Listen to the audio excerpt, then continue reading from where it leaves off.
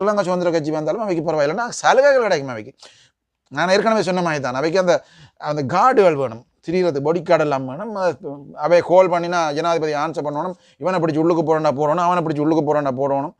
அது இந்த அரசாங்கத்தில் செய்ய இல்லாமல் கிடக்கும். அதனால தான் கோடி திரியணும், கூடி கதைச்சு கொண்டு ஓடி திரியணும்.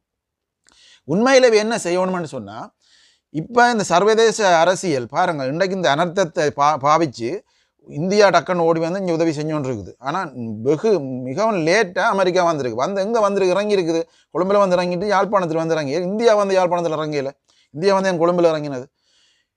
அமெரிக்கா வந்து அமெரிக்கா வந்து இந்தியாவுக்கு ஒரு எச்சரிக்கை விடுத்திருக்கு. அதுதான் உண்மை.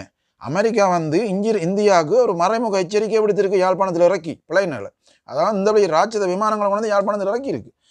இப்போ இந்த போல அரசியலை புரிஞ்சு தமிழ் மக்கள் அரசியலை முன்னகர்த்தாமல் ரைட் சிங்கள தேசிய பெருந்தேசியவாதிகள், அதாவது அவங்க வந்து இனவாதிகள், இவ்வளவு இனவாதத்தை வச்சுத்தான் இந்த நாட்டை பிரித்து இந்த ஆட்சியை கொண்டு போனவங்க. இப்போ ஒரு இனவாதம் இல்லாமல் எல்லாத்தையும் அடக்கி எல்லாரும் அடங்கி போயிருக்கிறாங்க. இப்போ ஞானசாரெல்லாம் இந்த வெள்ளத்திலேயே ஆளை காணையில் ஒழிச்சிட்டாங்க இல்லை ரைட். இப்படி இருக்கேங்க இந்த ஆட்சிக்கு எதிராக தான் நீங்கள் செயல்படுறீங்க. அதே நேரம் உங்களோட அஜெண்டா என்ன?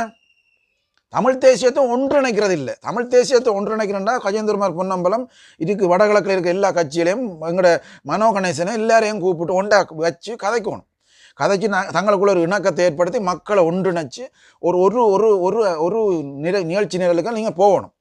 அதை விடுத்து போட்டு அதுதான் தமிழ் தேசியம்.